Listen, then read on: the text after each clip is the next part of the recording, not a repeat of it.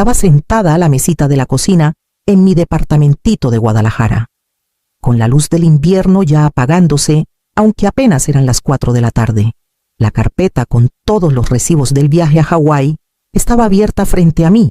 Boletos a Maui, una semana en el hotel de playa en La Jaina. Hasta tours de snorkel que pensé que a Gabriela le encantarían. Me había costado meses de horas extras juntar para eso, pero me decía que valdría cada peso si nos volvía a unir como antes. Marqué el número de Gabriela con una emoción nerviosa, como mariposas en el estómago. Me imaginaba su voz llena de planes, quizás con un poquito de gracias. Sonó 2 veces y contestó. «Hola, mi amor», le dije. «No puedo esperar a oír cómo va lo del viaje a Hawái. ¿Ya hablaste con el hotel de los horarios de entrada?» Hubo una pausa, lo suficientemente larga para que se me apretara el pecho. Luego, su tono salió plano, como de lejos. «Ya fuimos la semana pasada, solo con la familia». Las palabras se quedaron flotando en el aire, pesadas y frías como un balde de agua helada. Apreté el teléfono contra la oreja, segura de que había oído mal, pero Gabriela no lo repitió, no le quitó filo. Simplemente colgó. Me quedé ahí, mirando los recibos, con los números emborronándose. 22,000 pesos. Pensé en los fines de semana vacíos, las comidas que me salté, el changarro extra que agarré por ratitos solo para que saliera. La traición me dolió más que el divorcio. Al menos en el juzgado sabías qué te quitaban. Esto era un robo disfrazado de familia. El depa se sentía más chiquito que nunca con el silencio cerrándose. Y lo único que oía era el eco de la voz de mi hija. Abrí el cajón donde guardaba años de estados de cuenta, lista para encarar la verdad escrita en tinta.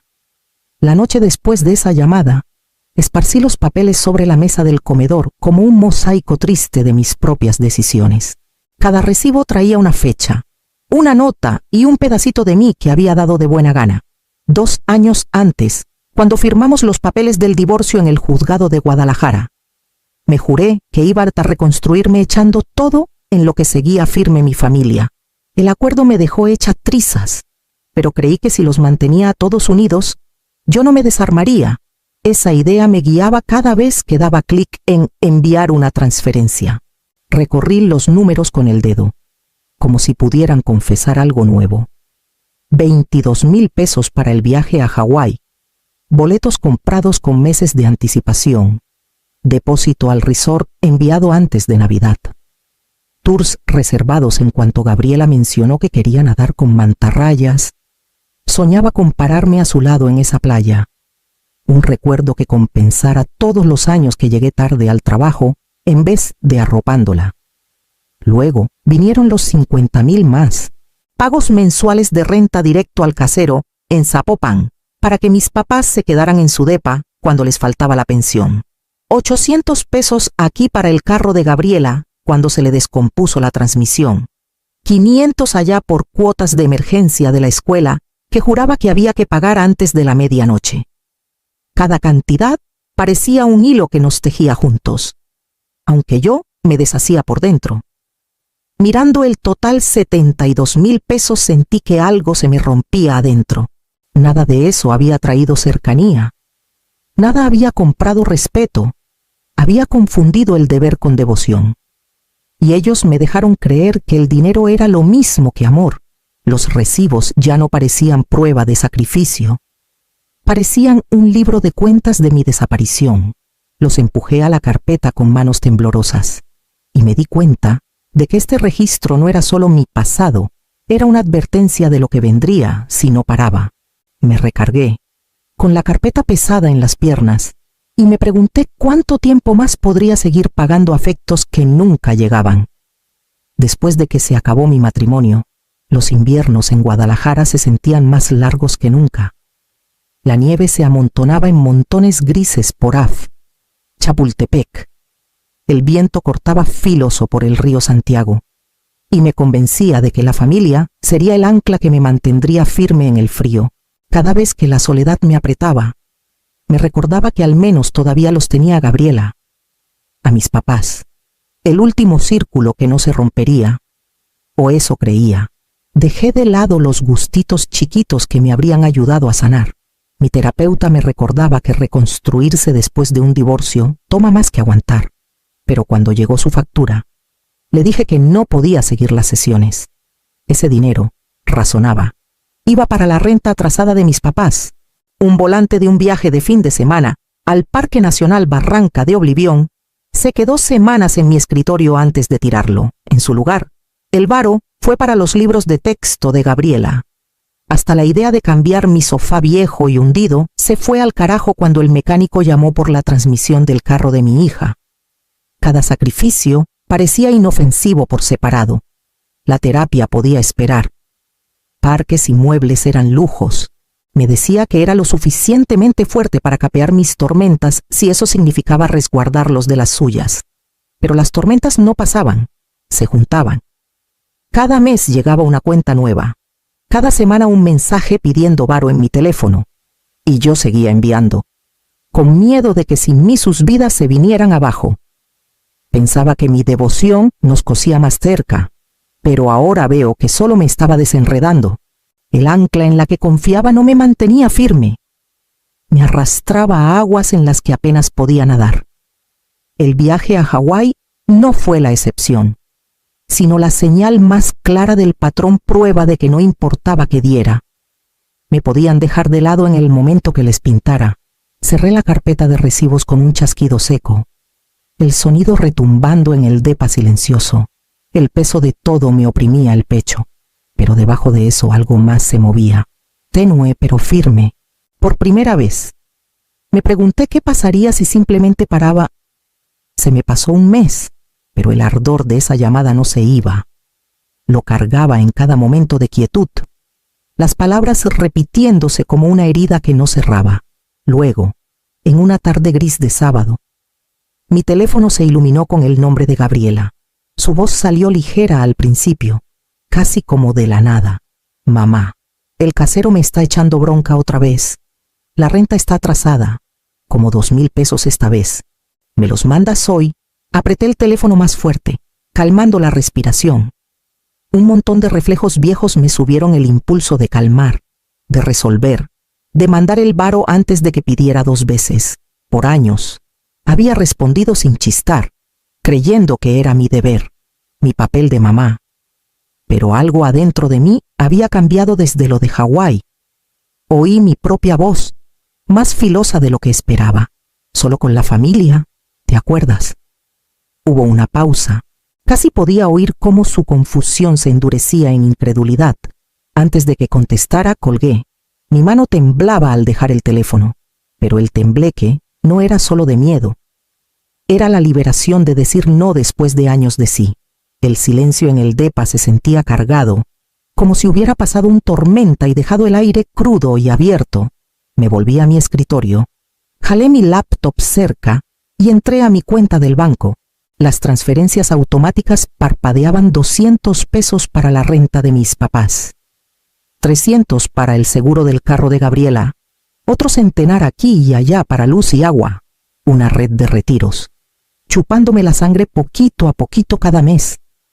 Marqué a Leonor Vargas, la asesora que me manejaba las cuentas desde el divorcio. Su voz era firme, profesional. Margarita, ¿en qué te ayudo? Necesito parar todas las transferencias, renta, carro, todo. Ciérralo todo. No dudó en contestar. Te guío paso a paso. Juntas fuimos clic por clic en cada línea, cancelando una por una. Con cada pantalla de confirmación, me sentía más liviana, aunque mis manos temblaban con el peso nuevo de recuperar el control. Cuando colgamos, mis cuentas eran solo mías. Cerré la laptop y me recargué, respirando el silencio desconocido, sin saber aún qué tormenta me iba a llegar a la puerta. El golpe retumbó en el marco antes de que llegara a la puerta. Era media mañana, la luz pálida sobre Ave. Chapultepec. Y todavía no acababa mi primer café. Por la mirilla los vi Gabriela con brazos cruzados y quijada tensa, mis papás tiesos y sin sonrisa, y un hombre de traje oscuro agarrando un maletín como si fuera un arma. Abrí la puerta una pulgada. Gabriela no perdió tiempo. Mamá, este es Tomás Herrera, nuestro abogado. Tenemos que hablar de tus obligaciones financieras. No puedes cortarnos así nomás. La palabra obligaciones me picó más de lo que esperaba. Mi mamá se asomó. Voz cortante. Margarita, tú siempre has sido la responsable. No empieces a rajarte ahora. La familia depende de ti, detrás de ella. Mi papá se movía de un pie al otro, ojos en el suelo como si supiera el guión, pero no le saliera la convicción. Herrera carraspeó y habló con frialdad de práctica. Tu familia está preocupada. Reportan decisiones repentinas y erráticas que los ponen en riesgo. Preferiríamos resolverlo sin escalar.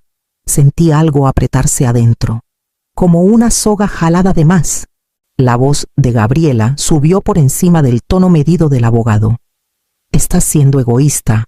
Siempre nos has ayudado. ¿Por qué parar ahora por un coraje? Porque quieres castigarnos. Abrí la puerta un poco más, lo justo para mirarla a los ojos. Egoísta, te he cargado a todos por años. Pagué rentas, cubrí emergencias. Me las arreglé con migajas mientras tratabas mis sacrificios como nada. Y cuando te di la oportunidad de tu vida, me cerraste la puerta como si no fuera familia. No vengas a fingir que te debo más. Por un momento Gabriela titubeó, boca abriéndose sin palabras. Herrera intentó meterse, pero ya había tenido suficiente. Cerré la puerta con fuerza, el eco corriendo por el depa como un martillo de juez. Sus voces subieron del otro lado suplicando, exigiendo, acusando, pero corrí el cerrojo y me di la vuelta. Marqué a un cerrajero antes de que se me bajara la adrenalina. Para temprano en la tarde, los viejos candados se habían ido, cambiados por gruesos pestillos de bronce. Un técnico puso una cámara chiquita arriba de la puerta, mostrándome cómo ver cada movimiento desde mi teléfono. Cuando la llave nueva giró suave en la cerradura, solté un respiro que ni sabía que aguantaba. Por primera vez en años, la barrera entre mi vida y la de ellos se sentía sólida. Pero mientras sostenía la llave en la palma, sabía que esta pelea apenas empezaba. Y el próximo movimiento no vendría de mí. 2 noches después del pleito, caminé por las puertas de vidrio de la Biblioteca Pública de Guadalajara, mis pasos pesados pero decididos. El club de lectura se reunía en el 2º piso, y aunque la novela del mes seguía sin abrir en mi mochila, necesitaba estar entre gente que me viera como más que una chequera. La sala estaba calientita, con altos ventanales que atrapaban los últimos rayos del día. Caras conocidas me saludaron: Marta con su sonrisa rápida, Evelyn con su asentida suave. Pero fue Isabel Juárez la que me atrapó la mirada. Tenía esa forma de ver más allá de la superficie, directo al tuétano de las cosas. «Tienes una tormenta pintada en la cara», murmuró cuando me senté a su lado. La plática del libro seguía alrededor, pero Isabel se acercó más.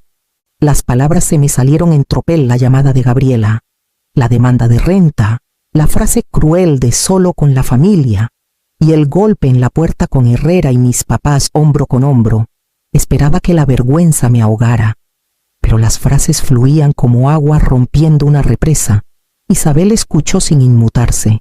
Cuando acabé, exhaló despacio, ojos fijos en los míos. «Margarita, sé exactamente dónde estás parada. Mi hermano me chupó la sangre casi 10 años. Rentas, reparaciones del carro, cuentas médicas que juraba eran urgentes. Pensaba que cada pago me compraría paz, o al menos cercanía. Solo me compró silencio hasta la siguiente demanda. Su voz no traía rencor, solo una claridad ganada a pulso. Me contó de la noche en que por fin le dijo que no. Cómo la acusó de cruel. Cómo arrastró su nombre por la familia antes de alejarse. Casi me rompe, admitió. Pero también me salvó. Sus palabras se me clavaron, más pesadas que los recibos apilados en mi escritorio. No era un bicho raro. No estaba loca.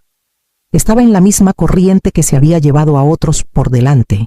Isabel metió la mano en su bolso y me deslizó una tarjeta.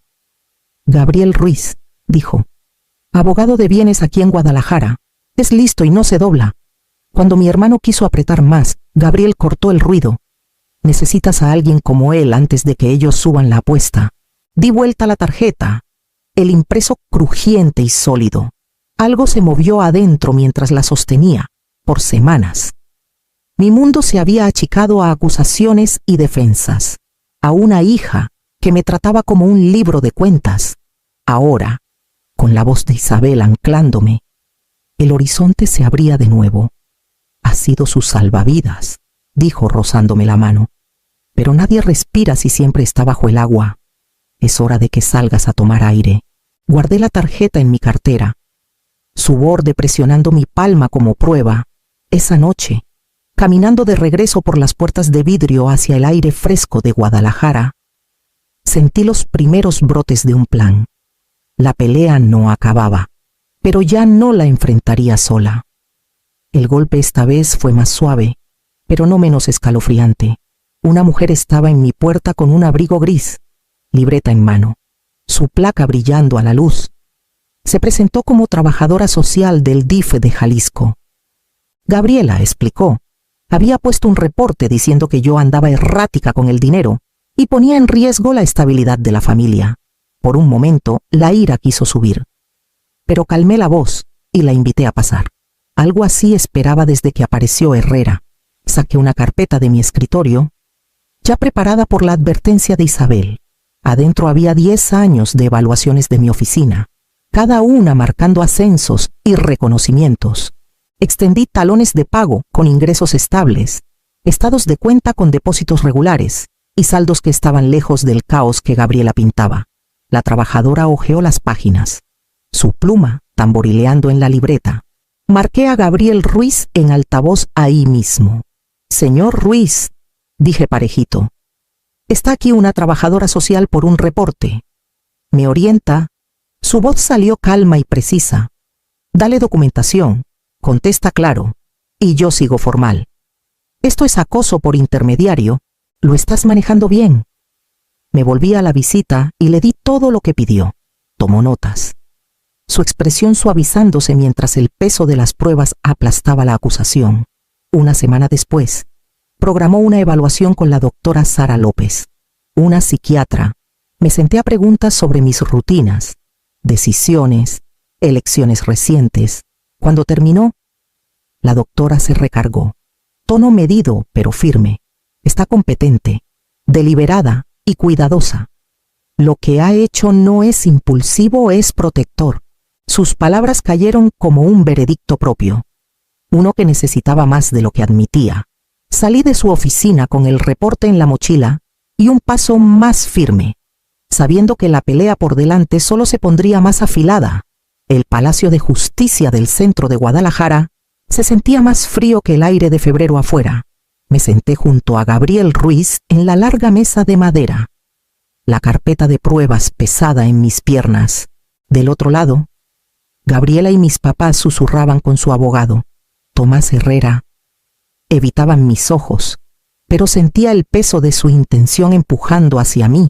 Herrera empezó con palabras suaves, argumentando que yo me había desquiciado, que mi corte repentino de apoyo dejaba a la familia en la lona.